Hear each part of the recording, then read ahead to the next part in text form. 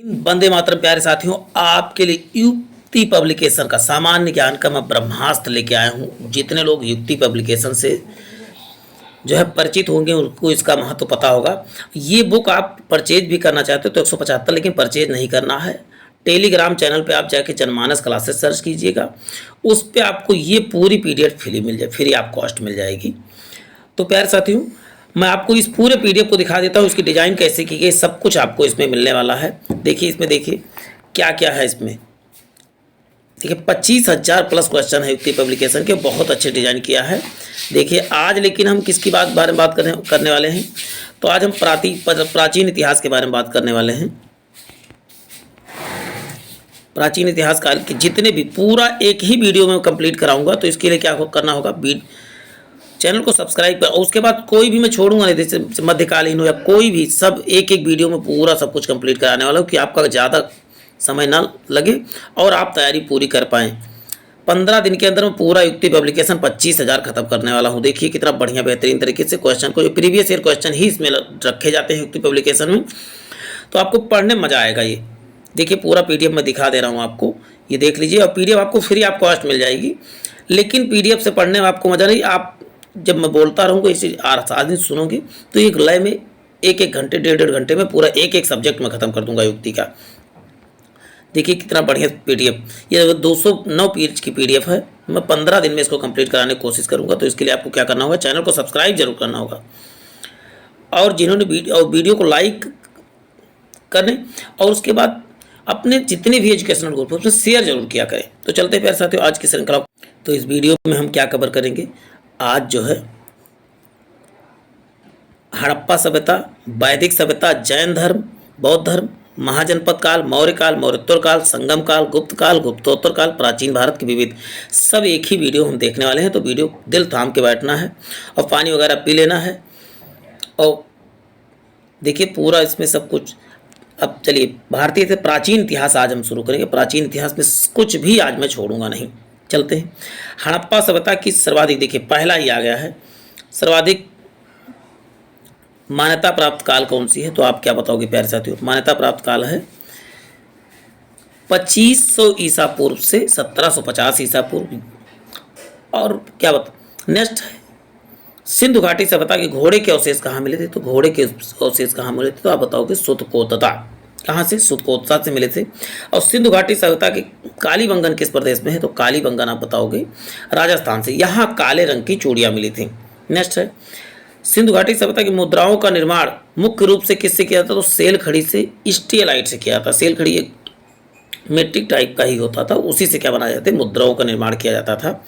Next है हड़प्पा सभ्यता की किस युग की थी, तो बताओ कांस्य युग की सभ्यता थी। नेक्स्ट है सिंधु घाटी सभ्यता लोगों का मुख्य व्यवसाय क्या था, तो बताओ मुख्य व्यवसाय यहाँ का क्या था, व्यापार था। हड़प्पा सभ्यता के निवासी कैसे थे, तो आप बताओगे शहरी थे। यहाँ पर क्योंकि घर किसके बनाए जाते, तो ईंटों के बनाए जाते थे। हड़प्पावासी किस वस्तु के उत्पादन में सर्वप्रथम थे, आप क्या बताओगे, कपास के उत्पादन में सबसे आगे थे, और कपास को सिंडन कहा जाता था उस समय। नेक्स्ट है हड़प्पा सभ्यता की खोज किसने किया था, तो खुदाई किसने किया था, तो हौदा याद कीजिए, हद कर दिया आपने, हाथ से हड़प्पा और दासे दयाराम साहनी ने किया था। अब बता दो सिंधु घाटी सभ्यता किस का पत्तन नगर यानी बंदरगाह कौन सा था, तो बताओ लोथल। लोथल किस नदी के किनारे, तो आप बताओ भोगवा नदी के किनारे। लोथल कहाँ पर है, तो आप बताओ गुजरात में स्थित है। पैमानों का खोज ने सिद्ध कर दिया कि सिंधु घाटी के लोग माप और तौल से परिचित थे, तो कहाँ मिला था ये पैमाना, तो बताओ लोथल में मिला था। चलते हैं मोहनजोदड़ो को किस एक के नाम से जाना जाता है, तो मोहनजोदड़ो को आपको बता दूं मृतकों का टीला या भूतों का टीला के नाम से जाना जाता है। हड़प्पा सभ्यता प्रचलित नाम क्या था, तो आप बताओगे सिंधु घाटी सभ्यता था हड़प्पा सभ्यता का प्रचलित नाम।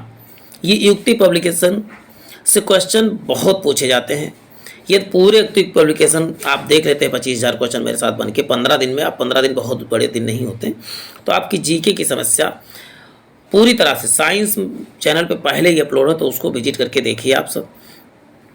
कपास के उत्पादन सर्वप्रथम सिंधु क्षेत्र में हुआ था, जिसे ग्रीक या यूनान के लोग किस नाम से पुकारा करते थे, तो बताओगे सिंडन के नाम से पुकारा। सिंधु घाटी सभ्यता मानी जाती है अपने नगर नियोजन के लिए, सिंधु घाटी सभ्यता मानी जाती है भारत में खोजा गया पहला पुराना शहर कौन सा था? तो आप क्या बताओगे प्यारे साथियों? हड़प्पा सभ्यता था। सबसे पुराना शहर क्या था? तो हड़प्पा सभ्यता। हड़प्पा की खोज कब की गई थी? तो 1921 में की गई थी, याद रखना है आपको। नेक्स्ट,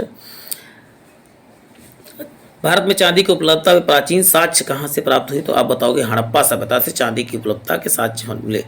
हड़प्पा सभ्यता उन्नत जल प्रबंधन प्रणाली को पता किस कहाँ से पता चला? यानी बहुत बढ़िया यहाँ पर ड्रेनेज सिस्टम था, ये धौलावीरा से प्राप्त हुआ था। हड़प्पा की खोज सर्वप्रथम कहाँ कब हुई? तो 1921। अभी बात मैंने किया ही है। देखिए वहाँ पर बर्तन कैसे होते? तो आप बताओ, लाल रंग के होते थे।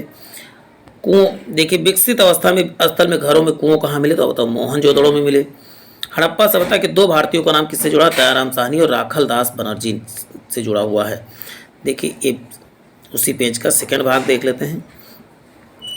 नेक्स्ट है रंगपुर कहाँ पर? बताओ रंगपुर से क्या? रंगपुर और लोथल से चावल के साक्ष्य मिले हैं। रंग लिखा है रंगपुर और हड़प्पा की समकालीन सभ्यता कौन सी? तो बताओ सौराष्ट्र में थी, ये सौराष्ट्र दोनों।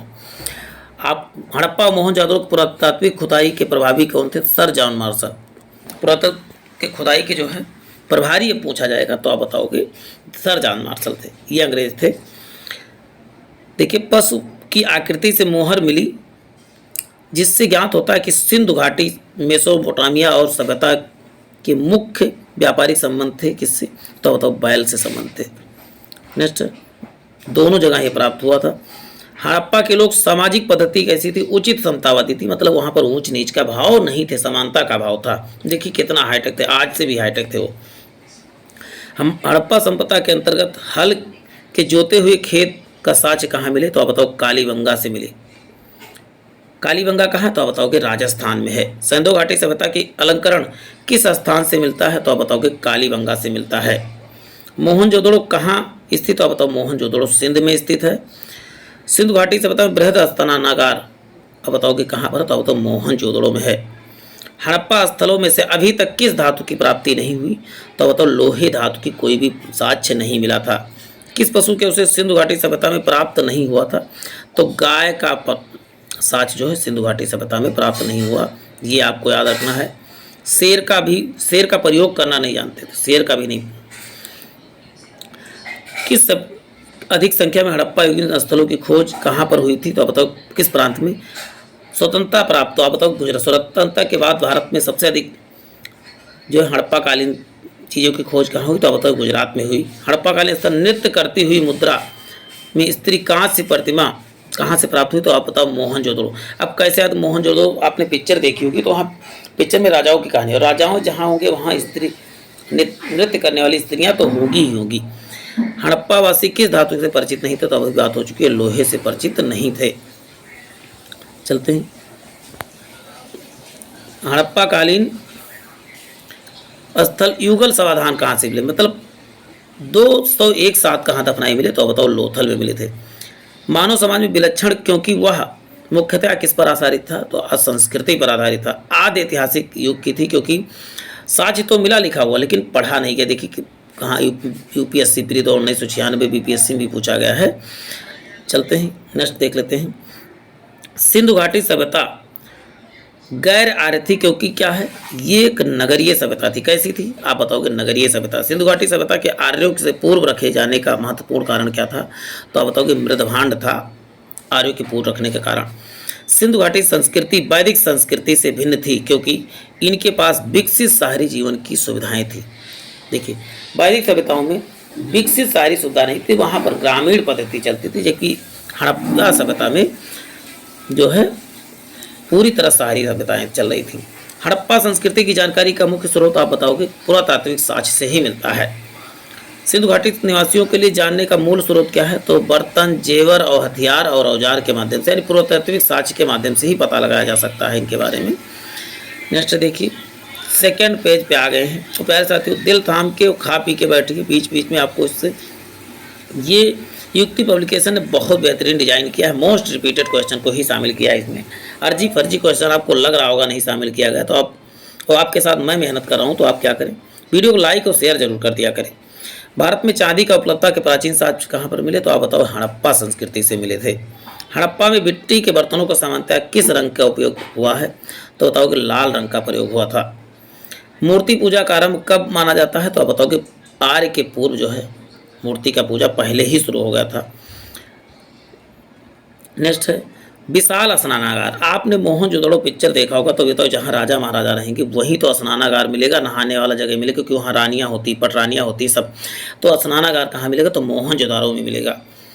हड़प्पा, मोहनजोदड़ो मीन्स होता है मृतकों का टीला या भूतों का टीला कहा जाता है। हड़प्पा सभ्यता का लोथल स्थित है, अभी बात हो चुकी है। गुजरात में देखिए कितना आया भी हुआ, सब जगह नहीं लिखा है, बात अलग है। कुछ चीज़ें आपको एहसास दिलाने के लिए कि ऐसा ना हो कोई फर्जी बात की जा रही है। नेक्स्ट है धौलावीरा किस राज्य में स्थित है? धौलावीरा आप बताओगे गुजरात राज्य में स्थित है। कौन सा हड़प्पीय नगर 3 भागों में विभक्त है? तो बताओ धौलावीरा जो है हड़प्पीय नगर 3 भागों में विभक्त है। चलते हैं, अब आते हैं देखिए वैदिक संस्कृति की तरफ चलते हैं। देखिए हमने हड़प्पा संस्कृति पढ़ लिया, अब सेकंड टॉपिक हमारा क्या है? वैदिक सभ्यता है। वैदिक सभ्यता की काल क्या माना जाता है? तो 1500 ईसा पूर्व से 1000 ईसा पूर्व माना जाता है। तो वो कितना था? 2500 से 1750 था। उसको आप कोरिलेट कर लीजिए। उत्तर वैदिक मतलब बाद वाले वैदिक काल को 1000 से 600 ईसा पूर्व माना गया। आर्य शब्द का अर्थ क्या होता है? तो आप मेरे साथियों क्या बताओगे? आर्य शब्द का अर्थ होता है कुलीन या श्रेष्ठ। किस फसल का ज्ञान वैदिक काल के लोगों को नहीं था? बताओ तंबाकू का खेती नहीं जानते थे करना, ये तो बहुत बाद में आई है। चलते हैं नेक्स्ट देखते हैं प्यारे साथियों। उत्तर वैदिक काल में वेद विरोधी और ब्राह्मण विरोधी धार्मिक अध्यापकों को क्या कहा जाता है? तो आप बताओगे श्रमण। ये क्वेश्चन तो श्रमण वाला बहुत बार आया हुआ, तो इसको आप नोट कर। गणित के महत्वपूर्ण अंग क्या था? तो वैदिक गणित का तो सुलभ सूत्र था। नेक्स्ट है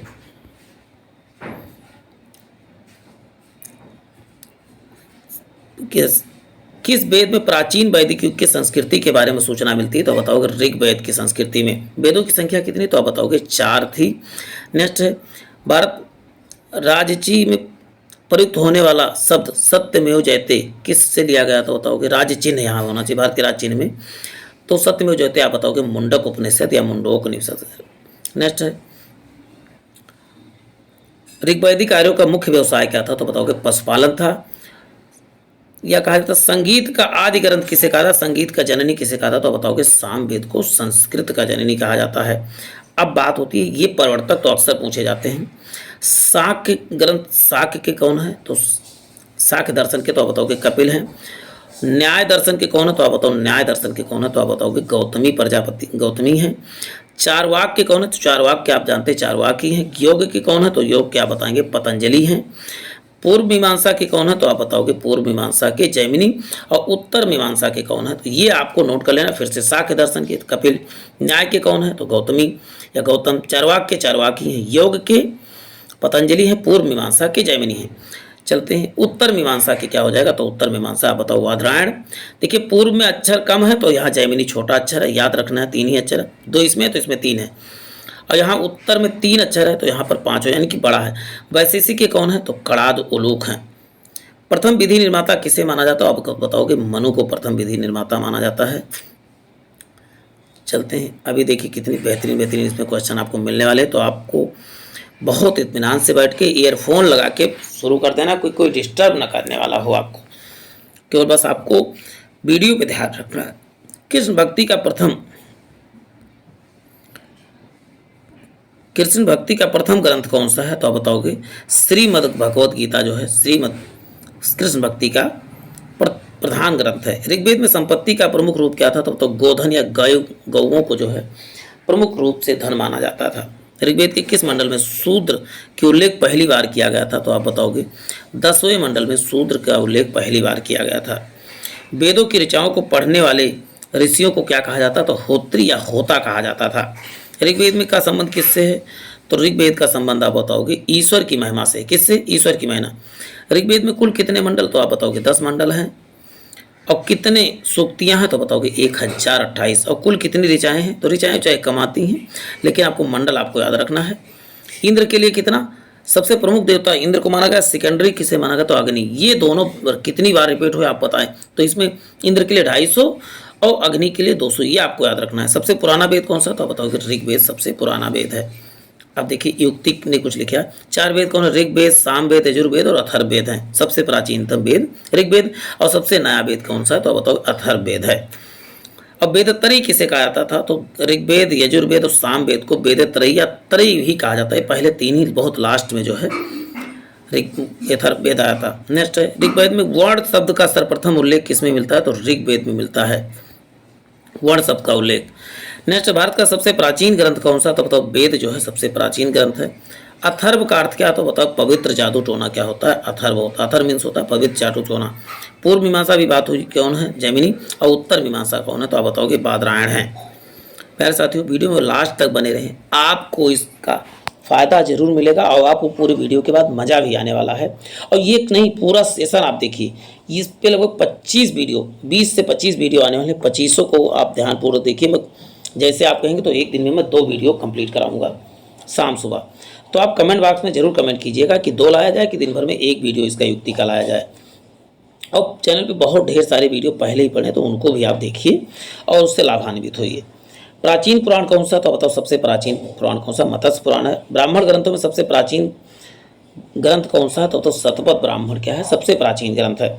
वर्ण व्यवस्था से संबंधित पुरुष सूक्त किससे संबंधित, तो बताओ पुरुष सूक्त जो है ऋग्वेद से संबंधित है।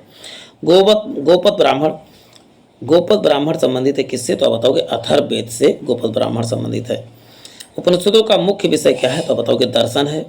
नचिकेता का उल्लेख किसमें मिलता है, कठोपनिषद में जो है नचिकेता का उल्लेख मिलता है। पुराणों की संख्या कितने, पुराणों की संख्या बताएंगे 8 है। वैदिक धर्म में मुख्य लक्षण किसकी उपासना करते थे, तो वैदिक धर्म वाले जो है प्रकृति की उपासना किया जाता था। चलते हैं, क्योंकि सूर्य का पूजा करते थे और पेड़ पौधों की पूजा करते थे, ये सब क्या है प्रकृति के पाठ थे।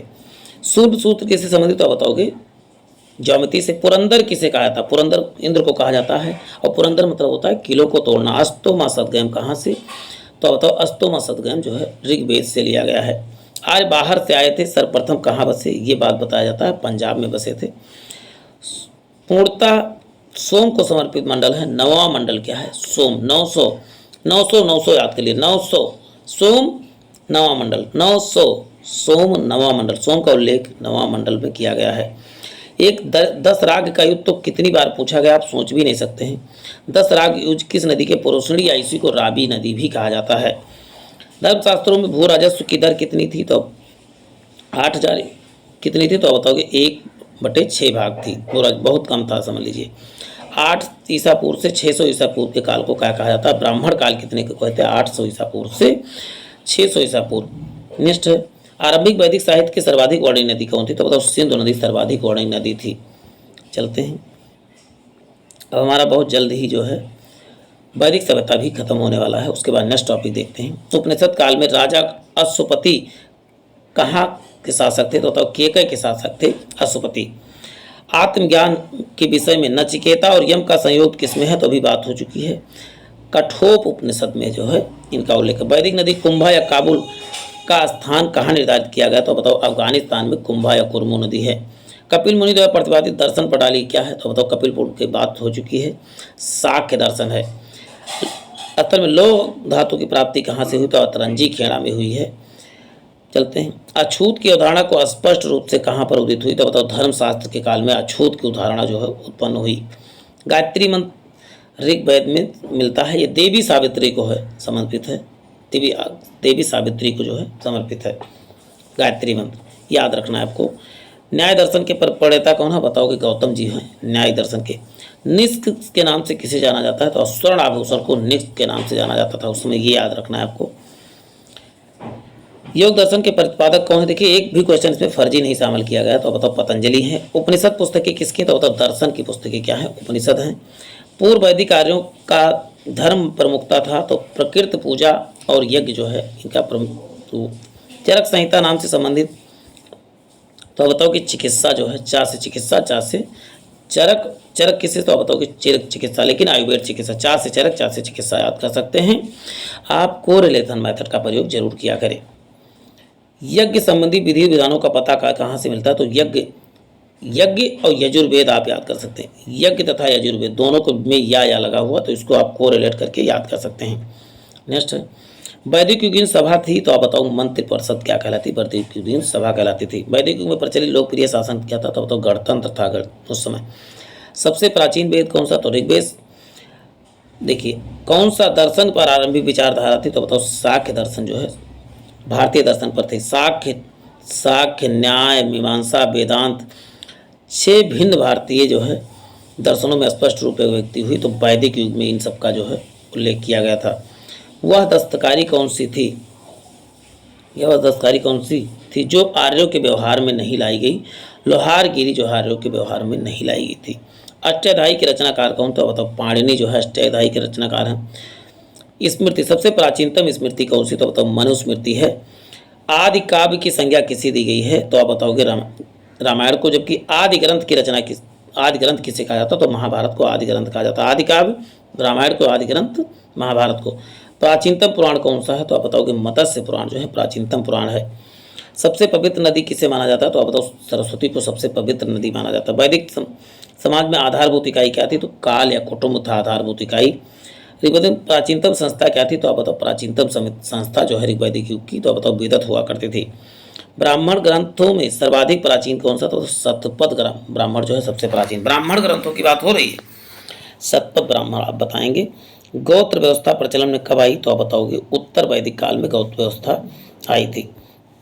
मनुस्मृति मुख्यतः किससे संबंधित? तो बताओ समाज से संबंधित है। गायत्री मंत्र की रचना किसने किया? तो आप बताओगे गायत्री मंत्र की रचना आप बताओगे विश्वामित्र ने की थी। अवेस्ता और ऋग्वेद में क्या समानता है? तो बताओ अवेस्ता जो है ईरान से संबंधित था, याद रखना इसको। किसका संकलन ऋग्वेद पर आधारित है? तो सामवेद का संकलन जो है ऋग्वेद का था। सामवेद कहाँ से? तो आप बताओ ऋग्वेद से ही लिया गया है। देखिए हम सफलतापूर्वक जो है, अभी कुछ बाकी है इसमें वैदिक युग में, तो उसको देखने के बाद हम बौद्ध धर्म देखते हैं। कितना फास्ट हो रहा है आप सोच भी नहीं सकते, कितना जल्दी आपको इतने अच्छे अच्छे मटेरियल मिल रहे हैं।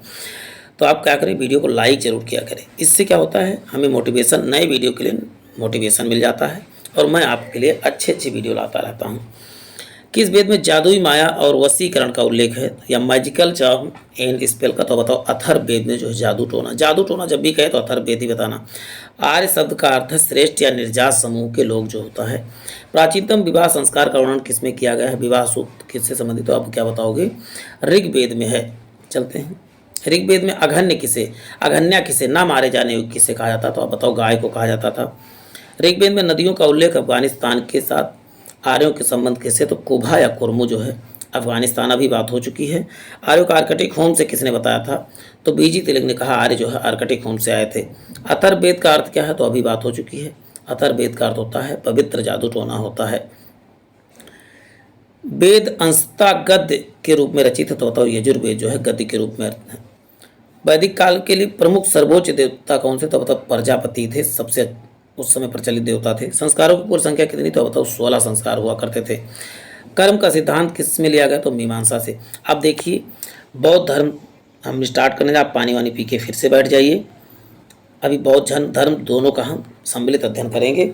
बौद्ध धर्म, भगवान बुद्ध का जन्म सबसे पहली बात आपको याद करना 563 ईसा पूर्व। इनका जन्म कहाँ हुआ था? तो लुम्बिनी में हुआ था।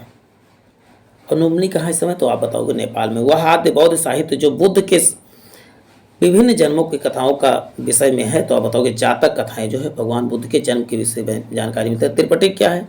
तो बौद्ध धर्म से संबंधित पुस्तक का नाम है त्रिपिटक। तीनों पुस्तक कौन है? विनय पिटक, शुद्ध पिटक, अभिधम्म पिटक, ये 3 पुस्तक को मिला के त्रिपिटक कहा जाता है। बुद्ध ने किस स्थान पर महानिर्वाण प्राप्त किया था? यानी कि मृत्यु कहाँ हुई? तो कुशीनारा उत्तर प्रदेश या कुशीनगर में कह सकते हो। सबसे प्राचीनतम बिहार कौन सा? तो बताओ नालंदा बिहार जो है, ये विश्वविद्यालय भी हुआ करता था यहाँ पर। भगवान बुद्ध के बाद प्रथम बौद्ध संगीति की अध्यक्षता किसने किया? तो आप बताओ 4 बौद्ध संगीतियाँ हुई थी। प्रथम किसके? महाकश्यप के शासनकाल में। तो नागार्जुन क्या थे? ये बहुत बार तो बताओ बौद्ध दार्शनिक थे। किस नगर में बौद्ध संगीति और सभा आयोजित की गई थी? तो पहला जो है प्रथम वाला राजगृह में। अष्टांगिक मार्ग की संकल्पना बता का अंग है धर्म चक्र पर, तथा सूत्र के विषय की बात की गई है। अष्टांगिक मार्ग की बात की। मिलिंद परहो किससे? तो मिलिंद परहो राजा मिलिंद और बौद्ध भिक्षु नागसेन के जो है संवाद के बारे में बात किया गया है। बौद्ध धर्म में बोधिसत्व, अवलोकितेश्वर और किस अन्य नाम से जाना जाता है? तो पदपाण के नाम से भी जाना जाता है। नेक्स्ट, जैन धर्म बौद्ध धर्म दोनों विश्वास किसमें करते थे? कर्म और पुनर्जन्म के सिद्धांत को सही मानते थे। कौन? बौद्ध धर्म, जैन धर्म। कनिष्क के शासनकाल में चतुर्थ बौद्ध संगीति सभा किस नगर में आयोजित हुई? तो आप बताओ कुंडलवन कश्मीर में आयोजित की गई थी। तृतीय बहुसंगीति कहाँ पर आयोजित हुई? तो आप बताओगे पाटलिपुत्र में आयोजित हुई थी। देखिए सफलतापूर्वक हम सब ने 8 पेज और 3 तीसरा टॉपिक चल रहा है। तो आप भी क्या करें, वीडियो को लाइक, जिसने नहीं किया वो वीडियो को लाइक जरूर किया करें। नेक्स्ट है हाथी। अब देखिए बुद्ध के जीवन से जुड़े कुछ प्रतीक थे। हाथी क्या था?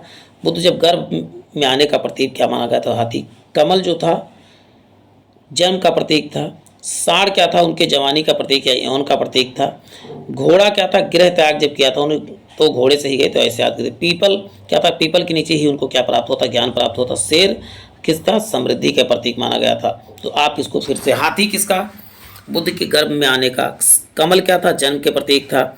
सांड क्या था? यौन यानी जवान। देखिए सांड जब जवान होता बहुत कुछ हलता कूदता। घोड़ा क्या था? गृह त्याग, बाहर जाओगे टहलने, बाहर किसे जाओगे? घोड़े से जाओगे। और पीपल के नीचे व्यक्ति शांति के नीचे बैठता है, क्योंकि वहाँ हवा हमेशा चलती, शांति होकर शांत होगा तो वहाँ पर व्यक्ति को क्या ज्ञान प्राप्त होगा। शेर क्या था? समृद्धि का प्रतीक था। पद चिन्ह क्या था? तो निर्वाण का प्रतीक था। और स्तूप क्या था? उनकी मृत्यु का प्रतीक था। ये सभी प्रतीक आपको याद कर लेना प्यारे साथियों। गौतम बुद्ध के गुरु का नाम क्या था? तो बताओगे आलार कलाम था।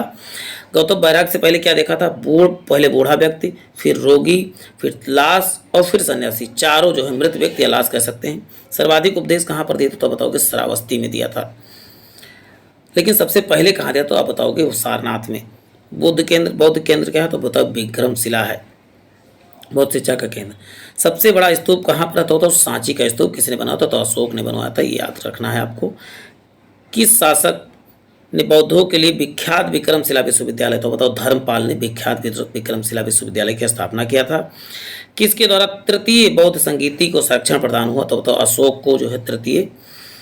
बौद्ध धर्म में पिटकों की रचना किस भाषा में हुई? तो बताओगे पाली भाषा में पिटकों की रचना हुई थी। बौद्धों की भाषा ही पिटक ही थी, वो पाली ही थी। कश्मीर में कनिष्क के शासनकाल में जो बौद्ध संगीतियाँ प्रायोजित हुई, कश्मीर वाला कुंडल बनवाया, तो बताओ वसुमित्र इसके जो है वो थे। वसुमित्र आपको याद रखना है। मठ मंदिर स्तूप किस धर्म से संबंधित? तो बताओगे मठ मंदिर और स्तूप ये बौद्ध धर्म से संबंधित है। बौद्ध जैन धर्म दोनों में उपदेश किसके शासनकाल में? तो बिंबिसार के शासनकाल में दोनों को दे दिए थे। अपना प्रथम उपदेश कहाँ? तो अभी बात हो चुकी है, सारनाथ में दिया था। बौद्ध धर्म ग्रहण करने वाली पहली महिला कौन थी? तो आप बताओ उनकी मौसी गौतमी प्रजापति ही थी। बोध गया स्थित है कहाँ पर? तो बोध गया आप बताएंगे बिहार में स्थित है। जातक किसका ग्रंथ है? बौद्धों का ग्रंथ जातक है। सिद्धार्थ बुद्ध ज्ञान को प्राप्ति कहाँ? तो बताओ कि बोध गया में हुई थी।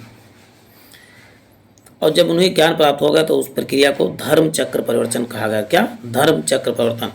बौद्ध धर्म किन पर प्रभाव डाला गया? महिला और शूद्र पर जो है ज़्यादा प्रभाव डाला। गृह त्याग प्रतीक क्या था? तो गृह त्याग का प्रतीक क्या था? घोड़ा था। ये आपको बहुत ध्यानपूर्वक सब पढ़ते रहना है। भिक्षुणी संघ की स्थापना कहाँ पर की गई थी? तो आप बताओगे कपिल वस्तु में भिक्षुणी संघ की स्थापना की गई थी। सर्वप्रथम शून्यवाद या शून्यता का सिद्धांत का प्रतिपादन किसने किया? तो बताओ नागार्जुन ने किया था। किसके शासन में नेपाल में बौद्ध धर्म का आगमन हुआ? तो बताओगे अशोक के समय। सांची क्यों विख्यात? तो सांची सबसे बड़े स्तूप के लिए जाना जाता है। किस भाषा का प्रयोग बौद्ध काल में प्रचार के लिए किया गया था? तो पाली भाषा का प्रयोग किया गया था बौद्ध। चलिए देखिए, अभी बात हम बौद्ध का ही कर रहे हैं, तो बौद्ध धर्म और जैन धर्म के बारे में बात हो रही। बहुत ध्यानपूर्वक आपको देखना है इसको। देखिए महावीर स्वामी के बारे में बात होने जा रही है। महावीर स्वामी का जन्म कहाँ हुआ था? तो कुंडलग्राम में हुआ था। और एक देखिए इंपॉर्टेंट पॉइंट है, एशिया की रोशनी, लाइट ऑफ एशिया किसे कहा था? महात्मा बुद्ध को लाइट ऑफ एशिया के नाम से जाना जाता है। बुद्ध के जीवन की घटना महाभिनिष्क्रमण की, उनके गृह त्याग की घटना को महाभिनिष्क्रमण कहा जा गया था। बुद्ध की माँ किस वंश की थी? देखिए कोलीय वंश वाला पूछा गया है। और उनके पिता जो है शाक्य गणराज्य के मुखिया थे। किस राजा ने अपने अभिलेख में सूचना मिलती है कि शाक्य मुनि बौद्ध काल लुम्बिनी में जन्म हुआ? तो अशोक ने जो है इसका उल्लेख किया था। देखिए कितना बार आ चुका है। अब इसमें पढ़ सकते हैं, मौर्य वंशीय शासक अशोक ने लुम्बिनी देही अभिलेख में सूचना मिलती है कि शाक्य मुनि बुद्ध का जन्म लुम्बिनी में हुआ। इस अभिलेख में लुम्बिनी का बुद्ध को जन्मस्थल होने के कारण इसे कर से छूट देने का उल्लेख किया था। महात्मा बुद्ध का पहला धर्म परिवर्तन यानी पहला बार धर्म परिवर्तन कहाँ पर दिया था? तो बताओ सारनाथ में पहला जो है अपना संदेश दिया था। अभी बात हो चुकी है। सबसे पहले सारनाथ वाराणसी में निकट 5 ब्राह्मण पहला उपदेश दिया था, इसी को क्या कहा जाता है, धर्म चक्र परिवर्तन कहा गया था। बुद्ध ने सर्वाधिक उपदेश कहाँ पर दी, तो सर्वाधिक दिया श्रावस्ती, लेकिन पहला सारनाथ। देखिए दोनों को याद रखना है।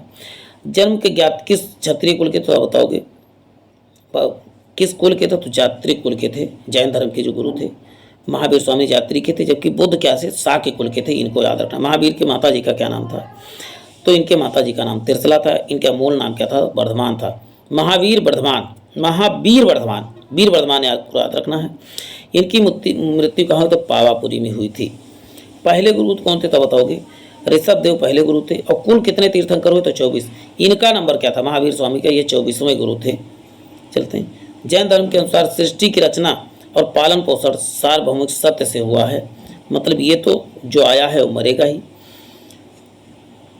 जैन समुदाय के प्रथम विभाजन के श्वेतांबर और दिगंबर समुदाय की स्थापना, श्वेतांबर स्थूलबद्ध, देखिए आधा सा इसमें भी दिख रहा है, आधा सा इसमें भी दिख रहा है, ऐसे करके।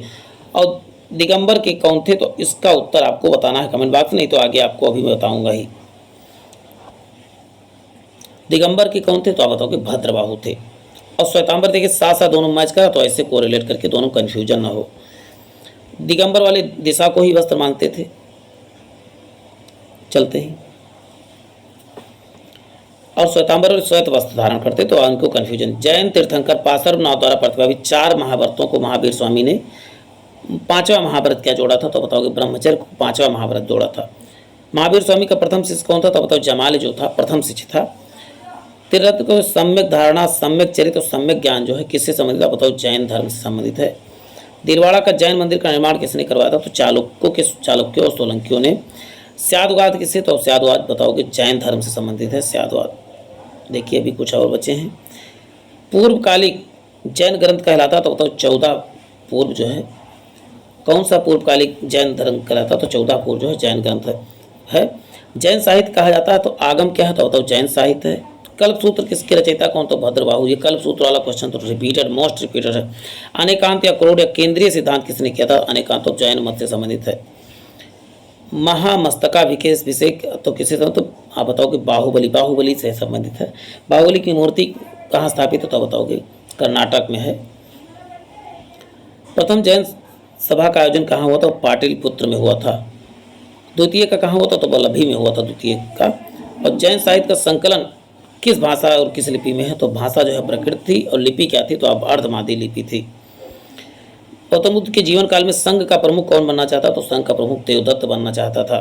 हेरोडोटस का बेस नगर का अभिलेख किससे संबंधित, तो बताओ केवल वासुदेव से संबंधित है। आजीवक संप्रदाय के, तो बताओ मखली पुत्र गोसाल थे, जैन धर्म से संबंधित। भागवत संप्रदाय के विकास किसके योगदान है, तो बताओ हिंदू एवं यूनानी से संबंधित है। योगदान अत्यधिक था, तो हिंदू यूनानियों का।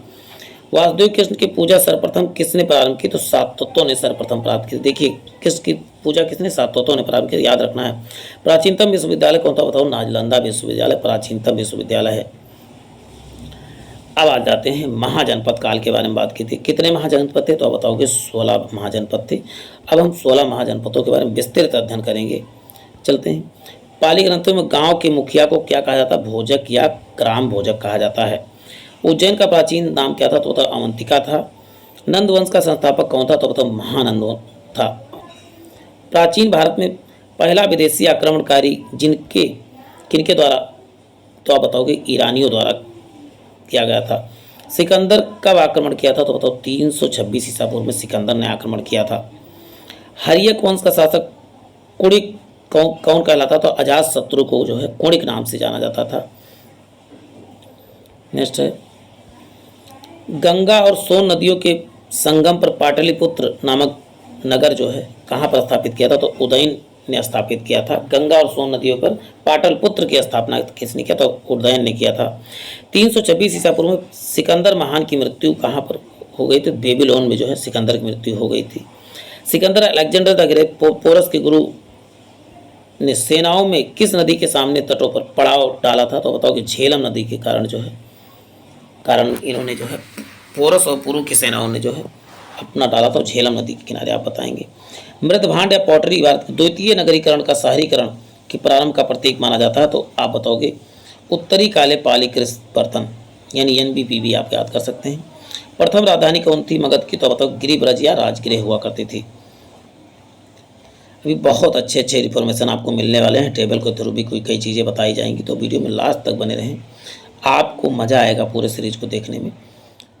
नेक्स्ट है, देखिए, सर्वप्रथम पाटलिपुत्र राजधानी के रूप में किसने चयन किया? तो उदयन ने जो है चयन किया था। 16 महाजनपदों की सूची का उपलब्ध अंगुत्तर निकाय में मिलता है। 16 महाजनपदों के बारे में अंगुत्तर निकाय आपको याद रखना है। मगध में कौन सा राजा सिकंदर के समकालीन था? तो घनानंद जो था सिकंदर के समकालीन था। नेक्स्ट है, मगध साम्राज्य का उत्कर्ष किस नदी से हुआ? तो बताओ किस सदी में हुआ? तो बताओगे 6ठी सदी में जो है मगध का उत्कर्ष हुआ था।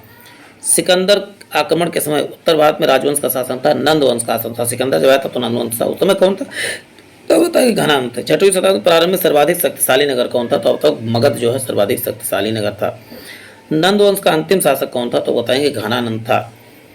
भारत में सिक्कों का मुद्रा का प्रचलन कब हुआ? तो 600 ईसा पूर्व में जो हुआ था।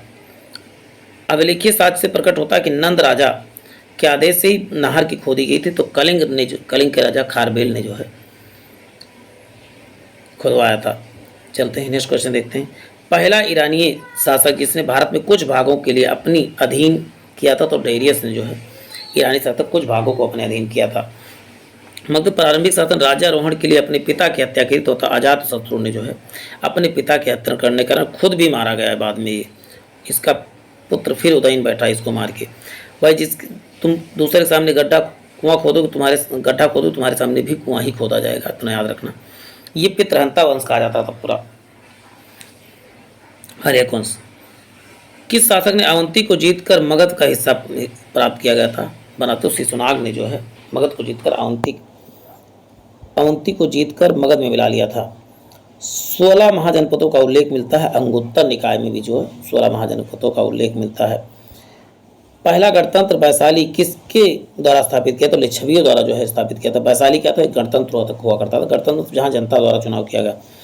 श्रावस्ती नगर का विन्यास किस आकृति में हुआ था? तो अब बताओगे अर्धचंद्राकार, चंद्र के आकार, चंद्र को देखते हो आधा चंद्र की तरह जो है इस शहर का विन्यास किया गया था। मगध का प्राचीनतम शासक कौन था? तो बताओ मगध का प्राचीनतम शासक जो है प्राचीन वंश के संस्थापक कौन थे? मगध तो मतलब बृहद्रथ हुआ करते थे। काली ग्रंथों में गांव के मुखिया को क्या कहा जाता? तो गांव के मुखिया को भोजक कहा जाता था। गृहपति का अर्थ क्या है? तो धनी व्यक्ति को गृहपति कहा जाता था। अब देखिए जैन संगीतिया टेबल के थ्रू देख लेते हैं। प्रथम क्या कौन थे? तो बताओ जैन चंद्रगुप्त के समय हुआ था, पाटलिपुत्र में हुआ था। इसके अध्यक्ष कौन थे? तो बताओगे स्थूलभद्र थे। द्वितीय 512 में और वल्लभी और देव कौन थे? देखिए याद कर लेना है दोनों को। प्रथम कब हुआ? चंद्रगुप्त के समय हुआ था। और कहाँ हुआ था? पास से पाटलिपुत्र, आपको याद रख लेना है। देखिए प्रथम पाटलिपुत्र में हुआ था। 2 शहर तो आपको याद रहेंगे। और कौन थे? स्थूलभद्र थे। और सेकंड में तो क्या हुआ था? वल्लभी थे। सेकंड में वल्लभी की जगह हुआ। और देव से क्षमात्रवण थे, आपको याद रखना। और इसको बौद्ध संगीतियों को हम याद करा देते हैं। पहला कहा तो 483 ईसा पूर्व में कब हुआ था? छोटा है अजातशत्रु पहले होगा, अशोक तो बहुत बाद में आए हैं। फिर राजगिरे स्थान कहाँ पर? तो राजगिरे में हुआ था। और उसके अध्यक्ष कौन थे? महाकश्यप थे। द्वितीय कहाँ? 383 में कालाशोक वैशाली और सर्वकामी। तृतीय तो 251 ईसा पूर्व, उस समय अशोक था। और जगह क्या नाम? पाटलिपुत्र। और अध्यक्ष कौन थे? मोगली पुत्र थे। ये पूरा लिस्ट आपको याद करके रख लेना है, चाहे ट्रिक से याद करें, हमने तो याद कर रखा है। RBPK AK RBPK स्थान को RB कर लिया, RBPK फिर AK, इसमें थोड़ा उल्टा जो हमारा trick AK MSMB RBPK AK MSMB। पहले अजातशत्रु क्योंकि बड़ा अक्षर का नाम तो बड़ा अक्षर को पहले रखेंगे। AK फिर कालाशोक भी देखो बड़ा अक्षर, छोटे अक्षर वाले को हमेशा देखें। कालाशोक, अशोक, कनिष्क, ये आप याद करना चाहे तो याद कर सकते हैं प्रथम सदी में। तो चलते हैं RBPK AK याद करना चाहे तो, नहीं तो फिर अपने हिसाब से आप याद कर सकते हैं। अब देखिए 16 महाजनपदों की राजधानी के बारे में, उनकी विशेषताओं के बारे में चर्चा कर लेते हैं प्यारे साथियों। देखिए अब आती है मगध की। देखिए राजगृह या राजगीर राजधानी होती है। इसकी खास बात क्या थी? तो आप बताओगे राजगिरी गिरिबज का नाम से भी जाना जाता है। यह पटना बिहार में है। चलते हैं चंपा आधुनिक क्या है? इसे भागलपुर के नाम से जाना जाता है। आधुनिक बिहार का भागलपुर और मुंगेर का जिला जो है किस में आता है, तो बताओ अंग में ही आता है। अंगराज कर्ण के बारे में आपने सुना होगा, तो वही है। काशी का वाराणसी या बनारस के नाम से आता है। यहाँ पर क्या शिल्प व्यापार और समृद्धि के लिए प्रसिद्ध है, ये भी उत्तर प्रदेश में ही है।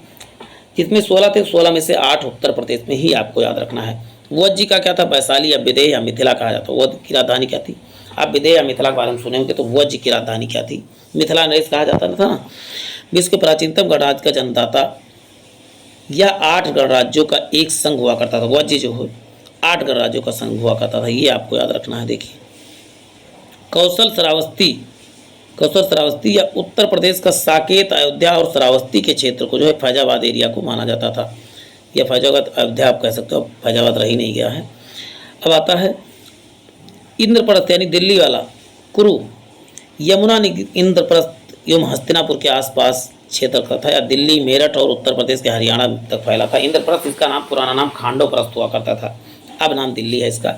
चेदी का क्या था, सुक्तिमती था, बुंदेलखंड और उसके आसपास के भाग को, इसको बहुत ध्यानपूर्वक आपको देख लेना है।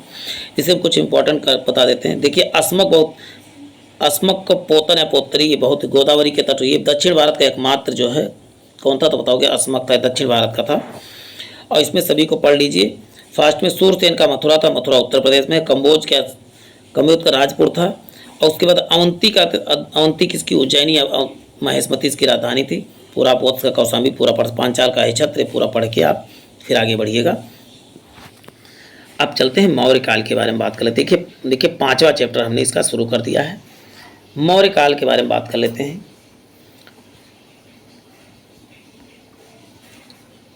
मौर्य काल 322 से 185 ईसा पूर्व तक चला था। मौर्य काल के साम्राज्य की स्थापना किसने की, तो बताओ चंद्रगुप्त मौर्य ने अपने गुरु की सहायता से किया था, चाणक्य के रूप से। मौर्य काल में प्रचलित मुद्रा का क्या नाम था, तो पण हुआ करता था।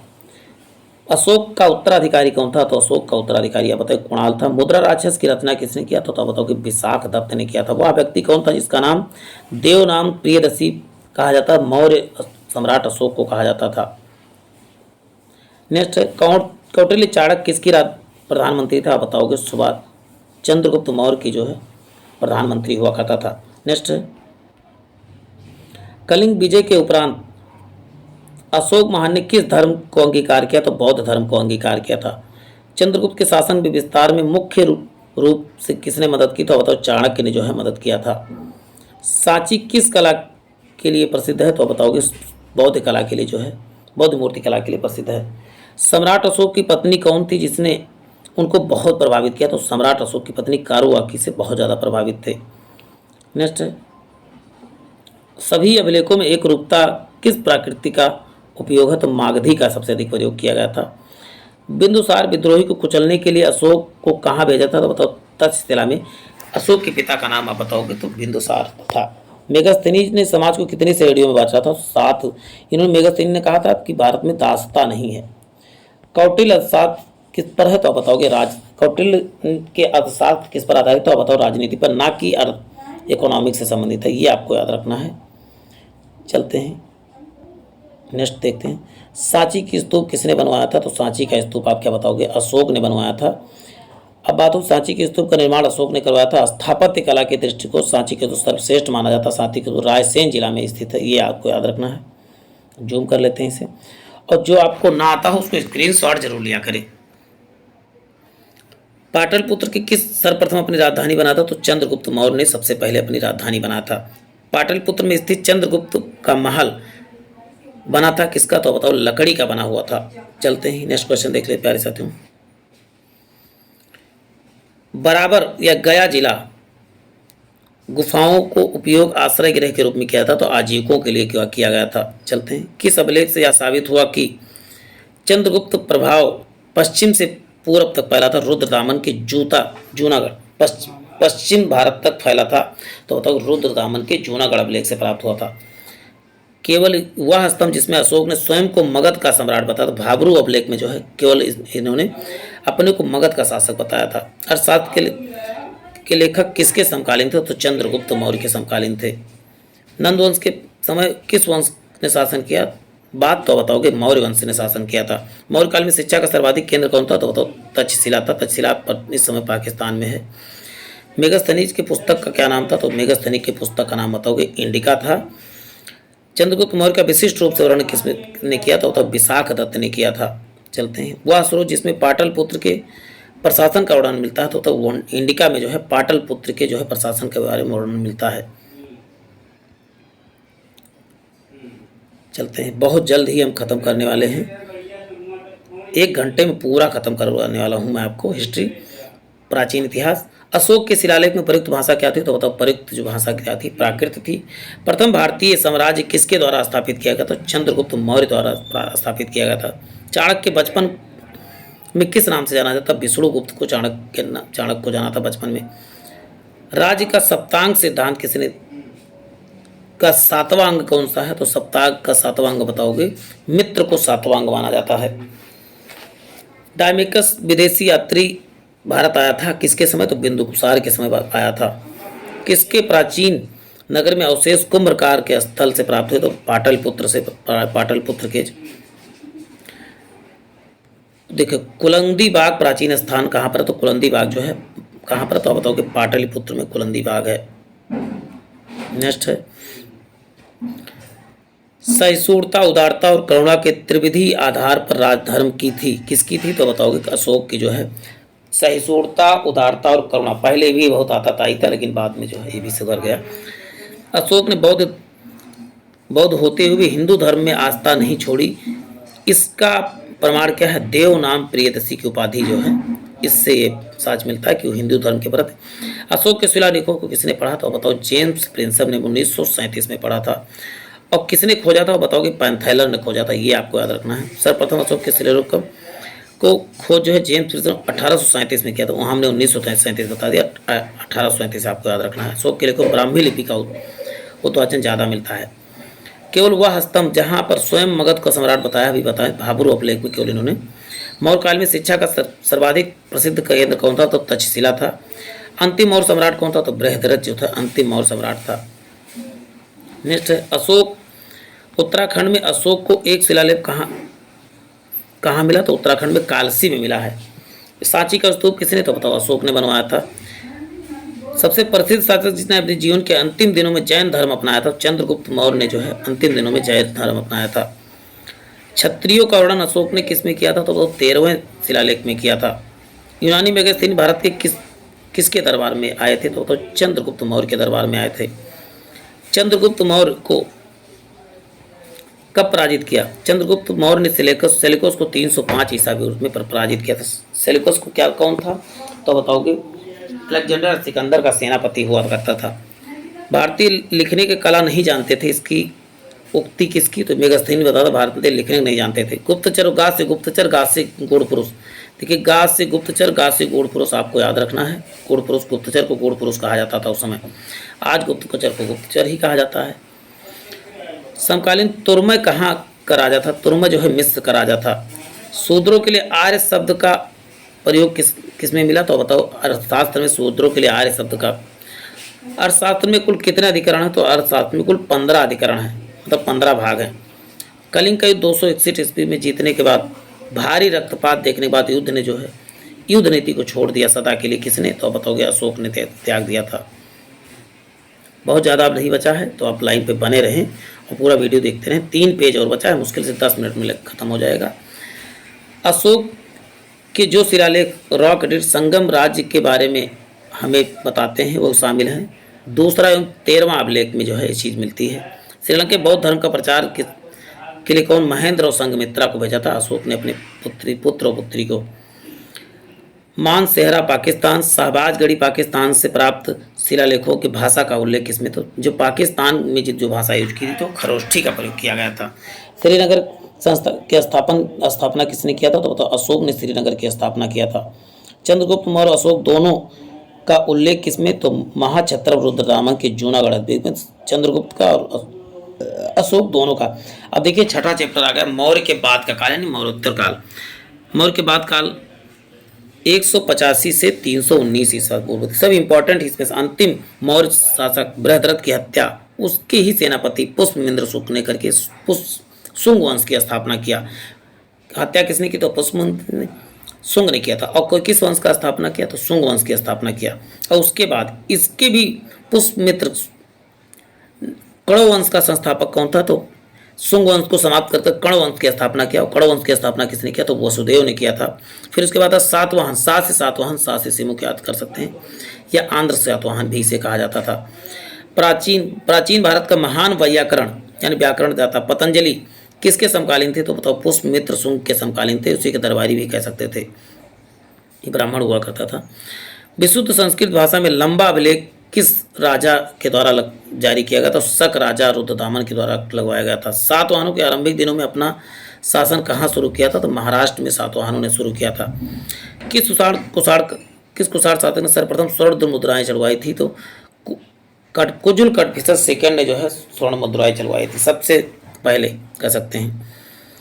किस वंश के शासकों ने छत्रप पाडाली शुरुआत की थी? छत्रप पाडाली की शुरुआत शकों ने किया था। कुषाण काल में सबसे अधिक विकास किस क्षेत्र में हुआ? तो वास्तुकला के क्षेत्र में हुआ था। प्रथम बार सैनिक प्रशासन किसके द्वारा व्यवहार में लाया गया? तो ग्रीकों के द्वारा लाया गया था। ईसा पूर्व दूसरी सदी में प्रारंभ में उत्तरी अफगानिस्तान स्थापित यूनानी राज्य क्या था? तो बैक्टीरिया हुआ करता था। सर्वप्रथम रोम के साथ किन लोगों ने व्यापार प्रारंभ किया? तो तमिल और चेरों ने जो है प्रारंभ किया था। सातवाहनों ने पहले स्थानीय अधिकारियों के रूप में नाम दिया गया था, तो बताओ मौर्य के अधीन थी। महानतम कुषाण नेता कौन था जो बौद्ध बन गया? तो बताओ कनिष्क जो था बौद्ध बन गया था। चलते हैं। कुषाण के दौरान मूर्ति कला की गांधार शैली का मिश्रण है, तो आप बताओ कि भारत ग्रीक या ग्रीक को यूनानी शैली का मिश्रण है। चलते हैं। नेक्स्ट है, रोम साम्राज्य के अनुसरण पर किस वंश शासक ने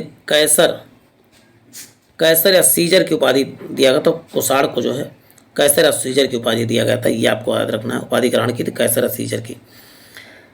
नेक्स्ट है, प्राचीन भारत किसने नियमित रूप से सोने के सिक्के चलाए थे? नियमित रूप से सोने के सिक्के चलाने का श्रेय जो है किसे जाना जाता है प्राचीन काल में? तो कुषाणों को थी। मौर्य के बाद पश्चिम भारत पर सबसे प्रभावशाली राज्य कौन था? तो सातवाहन थे मौर्य के बाद। बुद्ध की खड़ी प्रतिमा किस काल में बनाई गई? देखिए खड़ी प्रतिमा वाला क्वेश्चन पूछा गया, तो आप बताओ कि कुषाण काल में बनाई गई थी। शुंग वंश के बाद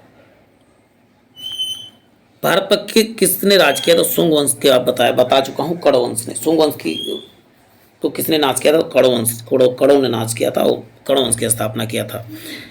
चीनी जनरल ने कनिष्क को हराया था, तो बताओ पेन चाओ ने जो है कनिष्क को हराया था। देखिए अब हम 13वें नंबर पेज पे आ गए हैं।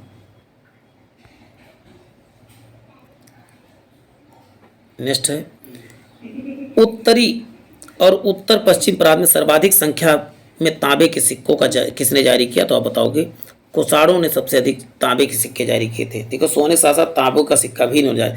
विक्रम संवत का 57 ईसा पूर्व में जो है विक्रम संवत लागू हुआ था। सातवाहन शकों की राजकीय भाषा क्या थी? सातवाहनों की तो बताओ प्राकृत थी। चलते हैं। जो भारतीय कला ग्रीक और यूनानी शैली में सम्मिश्रण है, तो बताओ गंधार जो है चला। कनिष्क की राजधानी क्या थी? तो बताओ पुरुषपुर थी। पुरुषपुर किसका दूसरा नाम? तो पेशावर का दूसरा नाम पुरुषपुर था। चरक किसके थे? तो चरक जो है कनिष्क के जो दरबारी कह सकते। तक्षशिला में प्रसिद्ध स्थल कौन सा कारण था? तो गांधार कला था। तक्षशिला के प्रसिद्ध स्थल होने का कारण क्या था? वहाँ गांधार कला बहुत फेमस है। सर्वप्रथम स्वर्ण मुद्राएं किसने चलाई थी? तो इंडो बैक्टीरियन ने चलाई थी। और वैसे कुषाण भी बता सकते हो। चलते हैं प्राचीन काल में जब कहा जाएगा किस संग्रहालय में कुषाण कालीन मूर्तियां का संग्रह अधिक मात्रा में मिलता है? तो मथुरा संग्रहालय में मिलता है। किस वंश के ब्राह्मणों को बौद्ध भिक्षुओं को कर मुक्त भूमि या देने का प्रथा आरंभ किया? तो सातवाहनों ने बौद्ध भिक्षुओं को कर मुक्त या पूरा गांव दान देने की प्रथा शुरू की थी। रंगमंच यवनिका का शुभारंभ किसने किया? तो रंगमंच या यवनिका का प्रारंभ यवनिका यूनानी, या से यवनिका या से यूनानी आप याद कर सकते हैं। रेशम मार्ग किसके समय में बना था? तो बताओ कनिष्क के समय में। शक संवत का प्रारंभ किसके? तो आप बताओगे कनिष्क के समय 78 जो है ईस्वी में शुरू किया था। 78 ईस्वी शक। और आज हमारा कैलेंडर भी शक संवत वाला ही है। तक्षशिला विश्वविद्यालय कहाँ पर स्थित था? तक्षशिला भारत स्थित था पूछे तो भारत में, लेकिन अब पाकिस्तान में है। पर तो तक्षशिला पाकिस्तान के रावलपिंडी जिले में स्थित है। प्राचीन में यह शिक्षा का प्रमुख केंद्र था। चाणक्य इसी की शिक्षा प्राप्त किया था चाणक्य ने, और इसी में गुरु भी बने बाद में। देखिए प्राचीन काल में कलिंग का महान शासक कौन था, तो बताओ कलिंग के समय बाद जब कलिंग युद्ध हुआ था उस समय खारवेल था। बुद्ध के सिक्कों का बुद्ध में सिक्कों का अंकन किसमें मिलता है, तो कनिष्क के सिक्कों में बुद्ध का अंकन मिलता है। योधेय सिक्कों पर किस देवता का अंकन मिलता है, कार्तिकेय का मिलता है। कनिष्क के सारनाथ बौद्ध की तिथि क्या है, तो कनिष्क में सारनाथ में जो बौद्ध बौद्ध प्रतिमा का अभिलेख लिखा गया तो 81 सन में लिखा गया था। अश्वघोष किसके समकालीन थे, अश्वघोष आप बताओ किसके समकालीन थे, बताओ अश्वघोष कनिष्क के शासनकाल में समकालीन थे। बाल विवाह की प्रथा प्रारंभ हुई तो कुषाण काल में बाल विवाह प्रथा प्रारंभ हुई थी। भारतीय गिनी कला शैली का सम्मिश्रण गांधार में मिलता है। भारतीय यूनानी दोनों, गांधार में भारतीय यूनानी दोनों को मिक्स किया गया है। चलते हैं नेक्स्ट है,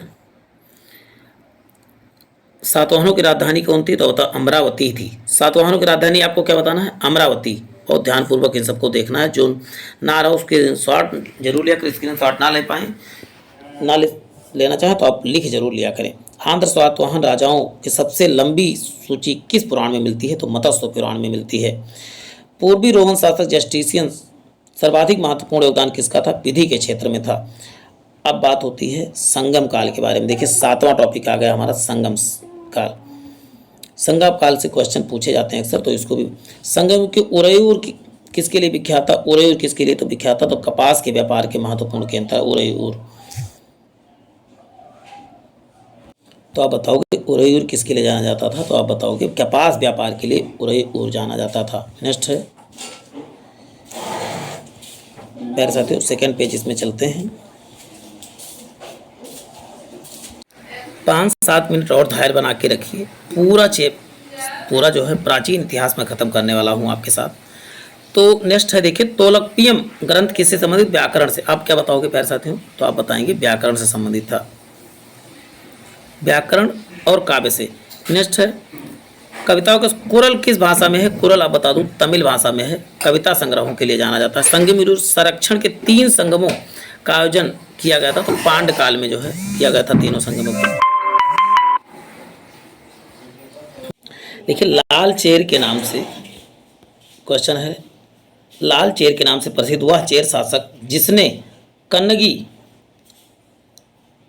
ने, चलिए इसको ऊपर कर लेते हैं, कन्नगी या पत्नी के मंदिर का निर्माण करवाया था, तो आप क्या बताओगे सेन गुट्टोन ने जो है कन्नगी या पत्नी के मंदिर का निर्माण करवाया था। तमिल भाषा में शिल्पाधिकारम या मणिमेखलई और गौरव ग्रंथ किससे संबंधित था, बताओ हिंदू धर्म से संबंधित है, ये आपको याद रखना है। संगम युग में व्याकरण की रचना सर्वाधिक महत्वपूर्ण रचना है कौन सी, तोलकपियम जो है संगम युग के समय महत्वपूर्ण रचना थी। मुजरिम किस राज्य के प्रमुख बंदरगाह था, तो बताओ चेर राज्य का था। प्राचीन तमिल देवता मुरुगन किस वैदिक देवता से संबंधित था, स्कंद या कार्तिक। मुरुगन किसे कहा जाता था, स्कंद या कार्तिकेय को कहा जाता था। समकालीन में कौन को एवं मन्नन किसके लिए प्रयुक्त होता था, कौन को और मन्नन जो है राजा के लिए प्रयुक्त होता था, किसके राजा के लिए। तमिल काव्य का इलियड कहा जाता था, किस शिल्पाधिकारम को इलियड कहा जाता है। चेर वंश का शासन किस क्षेत्र में था, तो केरल में था चेर वंश का। देखिए इलियड किसे कहा था, शिल्पाधिकारम को इलियड कहा जाता था। चेर वंश का प्रसिद्ध शासक कौन था, तो सेनगुट्टोन था। देखिए चोल वंश, यहाँ पर देखिए चोल वंश का प्रसिद्ध शासक कौन था, तो करिकाल था चोल वंश का, और चेर का तो सेनगुट्टोन, दोनों को याद रखना है। ये संगम काल चल रहा है। अब नेक्स्ट चोल सूती वस्त्र उद्योग का प्रमुख केंद्र क्या था, तो बताओ ओरेओर था सूती वस्त्र का। तोलकपियम की रचना किसने किया, तो तोलकपियर ने किया था। देखिए दोनों को याद करना बहुत आसान है, तोलकपियम याद है।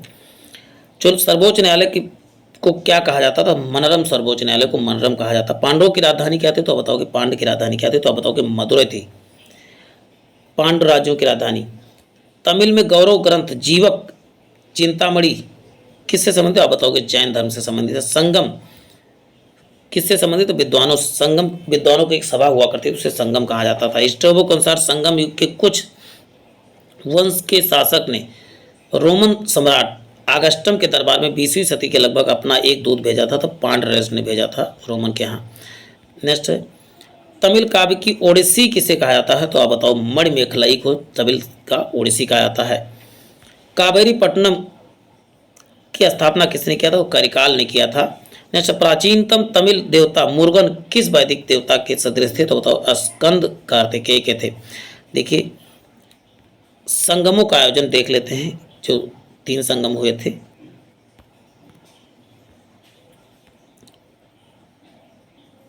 नेक्स्ट है, देखिए प्रथम संगम कब हुआ था? तो बताओगे मदुरई में हुआ, और इसके अध्यक्षता किसने किए थे? तो अंगत्यार अगस्त ऋषि ने किया था। द्वितीय संगम, देखिए संगमों को याद करना जरूरी है।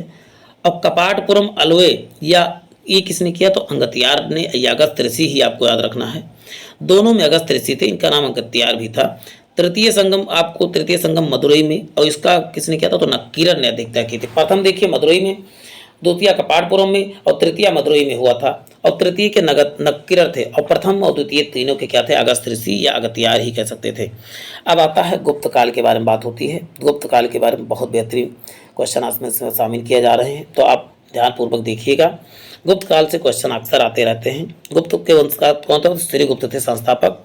गुप्त किसके सामंत थे? तो कुषाणों के समय सामंत हुआ करते, बाद में उनसे अलग होकर इन्होंने गुप्त साम्राज्य की स्थापना किया था। नेक्स्ट है, गुप्त शासन के दौरान ऐसा व्यक्ति था कौन जो महान खगोलविद था? तो आप बताओगे आर्यभट्ट जो था एक खगोलविद था उस समय, गुप्त के समय, और गणितज्ञ भी था। गुप्त शासन में सरकारी दरबारी भाषा क्या थी? तो बताओगे संस्कृत हुआ करती थी। गुप्त राजा वह राजा है जिसने हूणों को भारत में आक्रमण करने से रोका। तो बताओ स्कंद गुप्त था, जो भारत में हूणों को आने से रोका था।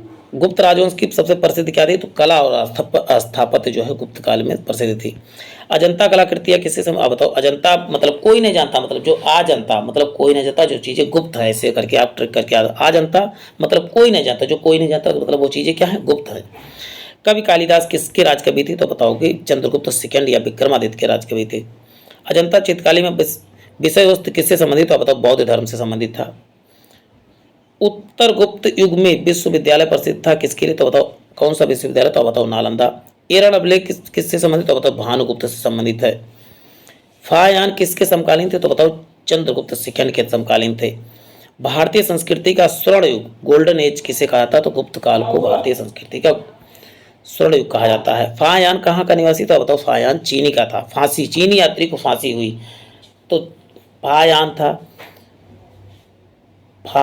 चीनी यात्री को फांसी सिंह था, ह्वेनसांग था, ये सब क्या? चीनी यात्री। सेतु बंध के रचनाकार प्रवर सेन किस वंश के शासक थे? वाकाटक वंश के शासक थे, आपको याद करना है। कविराज किसे कहा था? समुद्रगुप्त को जो है कविराज की संज्ञा दी जाती थी, ये आपको बहुत इंपॉर्टेंट करके याद कर लेना है। स्कंदगुप्त को किस स्तंभ लेख में सक्रोपम कहा जाता था? कहोम स्थलम में इनको जो है सक्रोपम कहा जाता था। फायान और ह्वेनसांग ने किनके राज्यों को देखा था? तो चंद्रगुप्त विक्रमादित्य और हर्षवर्धन के शासनकाल को फायान और ह्वेनसांग ने देखा था। धनवंतरी क्या थे? तो चंद्रगुप्त विक्रमादित्य के राज दरबार में नवरत्न थे, और जो कि प्रसिद्ध चिकित्सक हुआ करते थे धनवंतरी। गुप्त काल शासनकाल प्रणाली कैसी थी? तो बताओ राजतंत्रात्मक थी। गुप्त काल में राजा का शासन चलता था, गणतंत्रात्मक नहीं थी। गुप्त स्थापत्य कला सर्वोत्तम उत्कृष्ट क्या थी? तो बताओ देवगढ़ और दशावतार का मंदिर था। अजंता गुफाओं में के लिए गुप्त काल में कौन कौन से निर्मित हुए? तो बताओगे 16, 17, 19 जो है अजंता की गुफाओं में किन गुफाओं का निर्माण गुप्त काल में हुआ? तो बताओ 16, 17 और 19। कई राजाओं का भी इसमें योगदान है। चलते हैं, नेक्स्ट है अमरकोश के लेखक अमर सिंह को किस शासक के दरबार में जुड़े थे? तो आप बताओगे चंद्रगुप्त सेकंड के दरबार में। गुप्त संवत को प्रारंभ करने का श्रेय किसे दिया जाता है? तो बताओ चंद्रगुप्त प्रथम को जो है गुप्त संवत का श्रेय देने। नेक्स्ट है चंद्रगुप्त प्रथम ने गुप्त वंश का प्रारंभ किस उपलक्ष्य में किया था? तो अपने राजारोहण के स्मारक के रूप में किया था। चलते हैं, नगरों का क्रमिक पतन किस काल में एक महत्वपूर्ण विशेषता थी? तो बताओ गुप्त काल की एक महत्वपूर्ण विशेषता थी। किस वंश के शासकों ने मंदिर और ब्राह्मणों को सबसे अधिक ग्राम अनुदान दिया था? तो गुप्त वंश के शासकों ने। जो दिल्ली के महरौली के कुवल उल इस्लाम मस्जिद का प्रांगण में स्थित था, तो बताओगे लौह स्तंभ की स्मृति में। तो आप बताओगे चंद्रगुप्त ने ऐसा करवाया था। कालिदास में रचित माल की मिकाम नित्रम का नाटक के नायक कौन थे? तो अग्निमित्र थे। अग्निमित्र का नाम भी मालविका तथा अग्निमित्र के बारे में इसमें उल्लेख किया गया है।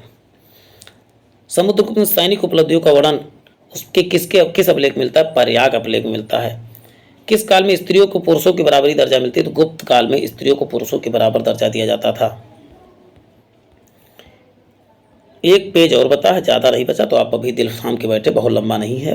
भारत को नेपोलियन, ये आपको लगता है बहुत ज़्यादा, तो स्पीड आप बढ़ा के भी दे सकते हैं। और लाइव और वीडियो ज़्यादा से ज़्यादा किया कि लाइव देखा कीजिए। बाद में देखने से क्या होता है कि आप स्किप कर लेते हैं, और लाइव के समय आप स्किप नहीं कर पाएंगे, तो आप देखते रहेंगे चीज़ें, तो आपको भी अच्छा लगेगा। चीज़ें पूरी देखेंगे तब आपको, और आपको नॉलेज के साथ साथ आपके पेपर को पास करने में भी काफ़ी हेल्पफुल सहायता करेगी ये वीडियो आपको। देखिए, नेक्स्ट, इतिहासकार विसेंट स्मिथ ने अपनी पुस्तक early history of India, early of history India किसने लिखा था? बताओ कि इंडिया किसने लिखा? तो विसेंट स्मिथ ने लिखा था। नेक्स्ट, समुद्रगुप्त की वीरता एवं विजयों के मुग्ध होकर भारतीय नेपोलियन की संज्ञा दी थी। विसेंट स्मिथ ने भारतीय नेपोलियन की संज्ञा किसे दिया जाता? समुद्रगुप्त को दिया था। ये आपको याद रखना है।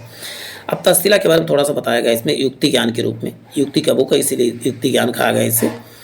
सर्वप्रथम तक्षशिला पाकिस्तान में स्थित था। प्राचीन काल में यह शिक्षा का प्रमुख केंद्र था। चाणक्य, चरक आदि यहीं से शिक्षा प्राप्त किए थे। नेक्स्ट, किस राजा के एक अन्य नाम देवगुप्त था? तो चंद्रगुप्त द्वितीय का नाम देवगुप्त भी था। चलते हैं, प्रथम गुप्त जिसने परम भागवत की उपाधि धारण किया था, तो बताओगे चंद्रगुप्त द्वितीय ने जो है परम भागवत की उपाधि धारण किया था। प्रयाग प्रशस्ति किसके सैन्य अभियान के बारे में जानकारी देता है? तो समुद्रगुप्त के जो है बारे में जानकारी प्रयाग प्रशस्ति है। ये प्रयाग में लिखा लगा हुआ है। गुप्त सम्राट जिसने हूणों को पराजित किया था, बताओ स्कंदगुप्त ने हूणों को पराजित किया था। शक विजेता चंद्रगुप्त द्वितीय को शक विजेता कहा जाता है। रजत सिक्के जारी करने प्रथम गुप्त कौन था? चंद्रगुप्त द्वितीय ने रजत या चांदी सिक्के जारी किए थे। कर्मिक पतन किस काल में हुआ था नगरों का? तो बताओ गुप्त काल के समय कर्मिक पतन हुआ था। किस गुप्त शासक ने सर्वप्रथम सिक्के जारी किए थे? तो आप बताओ कि चंद्रगुप्त प्रथम ने सर्वप्रथम सिक्के जारी किए थे। राजवंश हूणों के आक्रमण से अत्यंत विचलित हुआ, तो गुप्त वंश जो है हूण बहुत ज़्यादा परेशान कर दिए थे इनको। अजंता गुफाओं में सरीखी जैसी गुफाओं का मध्य प्रदेश में कहाँ है? तो सरीखी, तो बताओ बाघ धार में, बाघ जगह है, धार जो है जिला है। गुप्त वंश ने किस अवधि में शासन किया? तो 319 से 500। बाल विवाह की प्रथा गुप्त काल से ही प्रारंभ हुई थी। देखिए रिपीट हुआ है, अब तब भी आपके लिए फायदा ही है। अनुदित अनुवादित प्रथम भारतीय ग्रंथ कौन सा? तो कुमार संभव जो अनुदित अनुवादित प्रथम यूरोपीय भारतीय ग्रंथ है। चलते हैं, सती प्रथा का उल्लेख इसमें एरण अभिलेख में मिलता है। मिहिर कुल किसके संबंध था? तो मिहिर कुल जो था हूणों का, हूण वंश का था। विक्रमादित्य की पदवी किसको दी गई? तो चंद्रगुप्त द्वितीय को विक्रमादित्य की पदवी दी। भारतीय व्यापार में किस एक पत्तन को संचालित होता? ताम्रलिप्ति से पत्तन संचालित होता था। गुप्त शासकों द्वारा जारी किए गए चांदी के सिक्के क्या कहलाते थे? गुप्त काल में चांदी के सिक्के रूप्यक कहलाते थे। रूपक या रूप्यक कहलाते थे। और मौर्यकालीन वाले सिक्के पर्ण कहलाते थे। नालंदा विश्वविद्यालय के संस्थापक कौन थे? कुमारगुप्त प्रथम थे। देखिए, पुंडरवर्धन भुक्ति की प्रांत अवस्थित थी, तो बताओ उत्तर बंगाल में जो है भुक्ति या पुंडरवर्धन भुक्ति प्रांत कहाँ थे? तो उत्तर बंगाल में। वह प्रथम भारतीय विद्वान कौन था जिसने गणित को एक पृथक विषय के रूप में स्थापित किया था? तो आर्यभट्ट ने जो है गणित को पृथक सब्जेक्ट के रूप में प्रस्तावित। तांबा सिक्का जारी करने का श्रेय किसे कहा जाता? तो बरो राम गुप्त को। ये राम गुप्त वंश का शासक था। ये लास्ट चल रहा है, आप धैर्य बना के रखिए प्यारे साथियों। कालिदास को किस कृति की गिनती विश्व में प्रसिद्ध साहित्यिक कृतियों में होती है? तो अभिज्ञान शाकुंतलम की जो है विश्व साहित्यिक कृतियों में मानी जाती है। नेक्स्ट है, वर्तमान गणित में दशमलव प्रणाली का आविष्कार किसने किया था? तो गुप्त युग में जो है दशमलव प्रणाली की शुरुआत हुई। गुप्त दार्शनिक लोकप्रिय देवता कौन थे? तो विष्णु थे गुप्त काल के समय। जूम कर लेते नहीं तो आप सबको छोटा दिख रहा होगा। मेहरौली का दिल्ली स्तंभ कब बनाएगा? तो चतुर्थ शती में, और राजा चंद्रगुप्त ने बनवाया था। कुमार संभव किसके रचयिता कौन है? कालिदास है। नालंदा विश्वविद्यालय की स्थापना गुप्त समय में हुई। गुप्त में भू राजस्व की दर कितनी थी? तो उपज का 1/6 भाग थी, मतलब एक रेशियो था, सही रेशियो था, नहीं तो कहीं कहीं राजाओं ने 1/2 भी लिया है। गुप्तोत्तर, गुप्त के बाद का काल हम देख लेते हैं। गुप्तोत्तर काल वर्धन वंश के बारे में बात हो रही है। पुष्पभूति वंश की स्थापना किसने किया था? पुष्पभूतिवर्धन ने किया था। पुष्पभूति वंश का सबसे प्रतापी राजा कौन था? तो आप बताओ कि हर्षवर्धन क्या था? पुष्पभूति वंश का राजा था। हर्षवर्धन के समय में चीनी यात्री कौन आया था? तो ह्वेन सांग जो है चीनी यात्री आया था। चालुक्य राजा पुलकेशिन सेकंड ने किससे पराजित किया था? तो नरसिंह वर्मन फर्स्ट ने पराजित किया था। द्वितीय अशोक किसे कहा जाता था? तो हर्षवर्धन को द्वितीय अशोक की संज्ञा दी जाती है। वाण भट्ट किसके दरबारी कवि थे? तो बताओ हर्षवर्धन के दरबारी कवि थे। ह्वेनसांग भारत में लगभग कितने साल तक रहा? तो बताओ 14 सालों तक रहा था। नेक्स्ट, कुंभ मेला प्रारंभ करने का श्रेय किसे जाता? तो आप बताओगे हर्षवर्धन को कुंभ मेला को प्रारंभ करने का श्रेय दिया जाता है। नर्मदा नदी सम्राट हर्ष के दक्षिणावर्त अग्रगमन को रोका किसने? पुलकेशिन सेकंड ने। चालुक शासन पुलकेशिन सेकंड ने किस नदी के किनारे हर्षवर्धन को परास्त किया था? नर्मदा नदी को जो है हर्षवर्धन चालुक शासक पुलकेशिन सेकंड ने हर्षवर्धन को नर्मदा नदी के तट पर पराजित किया था। हर्ष के शासनकाल में उत्तर भारत का सबसे महत्वपूर्ण शहर कौन था? तो आप क्या बताओगे? कन्नौज था। कन्नौज को इंद्र नगरी के नाम से जाना जाता है। हर्ष का आत्मकथा क्या था? किसने लिखी? तो आर्यभट्ट ने लिखा था। हर्षवर्धन अपनी धार्मिक सभा कहाँ पर? तो प्रयाग इलाहाबाद में लगवाता था। वर्धन वंश की राजधानी थानेश्वर किस प्रदेश में है? तो बताओगे हरियाणा में। थानेश्वर कहाँ? तो बताओ हरियाणा में स्थित है। 606 ईस्वी में हर्ष संवत की स्थापना किस उपलक्ष्य में की गई थी? अपने राज्यारोहण के उपलक्ष्य में हर्ष संवत की स्थापना। ह्वेनसांग ने यात्रा के समय सूती कपड़ों के उत्पादन के लिए सबसे प्रसिद्ध कौन था? तो बताओ मथुरा था। कवि वाणभट्ट कहाँ के निवासी थे? तो आप बताओ थानेश्वर के निवासी थे। थानेश्वर को आपको याद रखना वाणभट्ट। नागालैंड किसने रचना की? तो बताओ हर्षवर्धन ने किया था। हर्षवर्धन ने 2 महान धार्मिक सम्मेलनों का आयोजन किया, तो कन्नौज और प्रयाग में किया था। रत्नावली प्रियदर्शिका नाटक की रचना किसने किया था? तो बताओ हर्षवर्धन ने किया था। गुर्जरों को किस शासक ने पराजित किया? तो बताओ हर्षवर्धन ने पराजित किया था गुर्जरों को। नेक्स्ट है, वह अंग्रेज कौन था जिसने सर्वप्रथम भगवत गीता को अंग्रेजी में अनुवाद किया था? तो चार्ल्स बिकलिंग थे। कुषाण काल में आदि मानव के मनोरंजन का साधन क्या था? तो बताओगे शिकार था आदि मानव उस समय। किसको चलको लिखित नहीं, इसमें भी चीजें छूट गई थी इधर। हाँ, विविध छूट गया था इधर। हाँ, ये पेज छूट गया था, फिर से इसको शुरू कर लेते हैं। हम आगे बढ़ गए थे। अब होती आज भी भारत में ह्वेनसांग को याद करने का मुख्य कारण क्या था? शिवकी की रचना जो है, ह्वेनसांग ने शिवकी की रचना किया था। ह्वेनसांग को शिलादित्य कहा जाता था। किसने कहा था? शिलादित्य किसे कहा था? हर्षवर्धन को शिलादित्य ह्वेनसांग ने कहा था। गुप्त वंश में ह्रास के पश्चात उत्तर भारत में बड़े भारत का पुनर्गठन किसने किया? तो बताओगे हर्षवर्धन ने किया था। बंगाल का कौन सा शासक हर्ष के समकालीन था? तो बताओगे शशांक जो था, ये था। ये जो है बौद्ध वृक्ष को भी कटवा के फेंकवा दिया था। अंतिम बौद्ध राजा कौन था जो संस्कृत का विद्वान था? तो बताओगे हर्षवर्धन था। हर्षचरित की रचना किसने की? तो वाणभट्ट ने किया था। चलते हैं। एक चालुक्य अभिलेख तिथि अंकन के शक संवत 556 में दिया गया था। इसका तुल्य वर्ष क्या है? तो 634 है। अब बात है शक संवत का प्रचलन कुषाण वंशीय शासक कनिष्क ने 78 ईस्वी में किया था। शक संवत 556 अंकित है, तो आप क्या करें, इसमें 78 जोड़ दे तो कितना हो जाएगा? 634 हो जाएगा। क्योंकि ये देखिए नेक्स्ट है, हर्ष के समय सूचनाएं किस पुस्तक में नहीं थे? तो बताओ कल्हड़ के समय जो कल्हड़ की पुस्तक में लिखी गई है, राजतरंगिणी में। राजतरंगिणी किससे संबंधित? तो आप बताओगे जम्मू कश्मीर के इतिहास से है। सम्राट हर्ष ने अपनी राजधानी थानेश्वर से कहाँ पर स्थापित किया? तो बताओ कन्नौज में। वह स्थान जहाँ हर्षवर्धन ने बौद्ध सम्मेलन का आयोजन किया, तो प्रयाग में। नर्मदा नदी के सम्राट ने दक्षिणावर्त के अग्रगमन को रोका, तो बताओ पुलकेशिन सेकंड ने रोका था। कौशेय शब्द का प्रयोग किसके लिए किया था? रेशम का प्रयोग कौशेय के लिए किया गया था। चीनी लेखक भारत में उल्लेख किस नाम से करते? तो इंतु को नाम से। भारत का उल्लेख किसके नाम से? देखिए याद करके रखें, इनंतु के नाम से करते हैं। नालंदा विश्वविद्यालय का विनाश किसने किया था? तो बताओगे मुसलमान ने किया था। तो बताओगे बख्तियार खिलजी ने जो है नालंदा विश्वविद्यालय को नष्ट किया था। आदि शंकर जो बाद में शंकराचार्य बने, उनका जन्म कहाँ हुआ था? तो बताओ केरल में हुआ था। आदि शंकर द्वारा स्थापित 4 मठ कौन है? जोशी मठ, द्वारिका, पुरी और श्रृंगेरी, ये 4 मठ थे। अब विविध के बारे में बात होगी। पेपर कंप्लीट होने वाला है, 10वां चल रहा है। किस विदेशी यात्री ने भारत का दौरा सबसे पहले किया था? तो बताओगे मेगास्थनीज ने किया था। शून्य की खोज किसने किया? तो आर्यभट्ट ने किया था। अब इसको फास्ट कर रहा हूँ। महापाषाण संस्कृति 1500 ईसा पूर्व से 1000 में दक्षिण भारत में ऐतिहासिक परिचित कराती है, जब पाषाण काल का उपयोग में लिए जाते थे। बड़े पत्थरों को घेरी गई समाधियों से पता चलता है। देखिए किस पुस्तक में 15 भारतीय और 40 विदेशी भाषाओं में अनुवाद हो चुका? तो 15 भारतीय तथा 40 भाषाओं 40 विदेशी भाषाओं में अभी तक अनुवाद हो चुका। तो बताओ कि पंचतंत्र में किया गया। तो नुमिस्मेटिक्स सिक्कों तथा धातुओं के अध्ययन से संबंधित है। हितोपदेश किसने लिखा? तो नारायण पंडित ने लिखा। नाथशास्त्र की रचना किसने किया? तो भरत मुनि ने किया था। इतिहास का पिता किसे? हिस्ट्री का पता, हाथ से हिस्ट्री, हाथ से हेरोडोटस आपको याद रखना है। प्राचीन नगर तक्षशिला कितने? तो सिंधु व झेलम से संबंधित है। तक्षशिला के बीच किसके? सिंधु और झेलम के बीच स्थित है। चलते हैं। वह अंग्रेज कौन था जो सर्वप्रथम भगवत गीता को अंग्रेजी में अनुवाद किया था? तो चार्ल्स डिकेंस ने किया था। पाषाण काल में आदि मानव का मनोरंजन के साधन क्या थे? तो शिकार थे।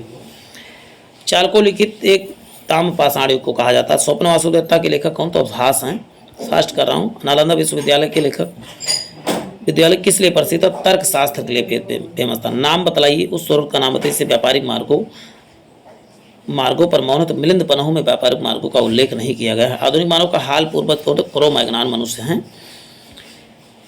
ईसा की प्रारंभिक सदियों में भारत और रोम के बीच घनिष्ठ व्यापारिक संबंधों की सूचना पुरातत्व खुदाई किसमें? तो अर्कामेडू से हुई थी। आधुनिक देवनागरी लिपि प्राचीनतम रूप तो बताओ ब्राह्मी से ही आधुनिक देवनागरी लिपि मिली है। नेक्स्ट है, सर्वप्रथम प्रयुक्त अनाज क्या था? तो बताओ चावल था मानव द्वारा। काव्य शैली का प्राचीनतम नमूना कौन सा? तो बताओ रुद्र दामंत के अभिलेख से मिलता है। कौन सा मडुके नामक द पेरिप्लस ऑफ एथेरियन सी लाल सागर का भ्रमण का अज्ञात नाम क्या है? तो बताओ। अज्ञात लेखक को माना जाता है अरिकामेडू। अज्ञात नाम लेखक का को ज्ञात नाम था, तो वैसे अरिकमेडू नाम था, लेकिन ये परफेक्ट नहीं माना जाता है। अब बात थोड़ा सा इधर कर लेते हैं, बस खत्म होने वाला है। ताम्रपाषाण चालको लिखित भारत महाराज के लोग मृतकों के घर के फर्श के नीचे किस तरह रखकर दफनाते थे? उत्तर से दक्षिण की ओर दफनाते थे। भीमबेटका गुफाओं के लिए शैल क्षेत्र के लिए जाना जाता है। लिपि दाईं से बाईं ओर लिखी जाती है, तो खरोष्ठी लिपि जो है दाईं से बाईं ओर लिखी जाती है। मालती माधव किसने लिखा? तो भभूति ने लिखा। मुद्रा राक्षस किसने? विशाखदत्त ने लिखा। खजुराहो तो बताओगे खच खच याद कीजिए, खा से खजुराहो, चा से चंदेलों ने। आबू का जैन मंदिर किसका बना था? तो आप बताओगे ये राजस्थान में है, संगमरमर से बना था। एलिफेंटा की गुफाएं मतावलंबियों के उपयोग में किसके लिए काट कर बनाई गई? तो शैव धर्म के लिए एक ही पत्थर से काट कर बनाई गई थी। अजंता एलोरा की गुफाएं किस नगर में स्थित? तो बताओ औरंगाबाद में स्थित है। कोणार्क का सूर्य मंदिर नरसिंह देव पर, अब ये कहाँ? उड़ीसा में है। काला पैगोडा के कोणार्क का सूर्य मंदिर को आपको बता दूं। अब नेक्स्ट आता है आपका मध्यकालीन भारत में, कल कंप्लीट करा दूंगा। इसके लिए क्या करना होगा आपको चैनल को सब्सक्राइब जरूर करना होगा, तभी आपको नोटिफिकेशन मिलेगा ऐसे मध्यकालीन, आधुनिक कालीन और उसके साथ साथ में जितने भी बंद जैसे संविधान हुआ, अर्थशास्त्र हुआ, सबको मैं कंप्लीट कराने वाला हूँ इस बुक से।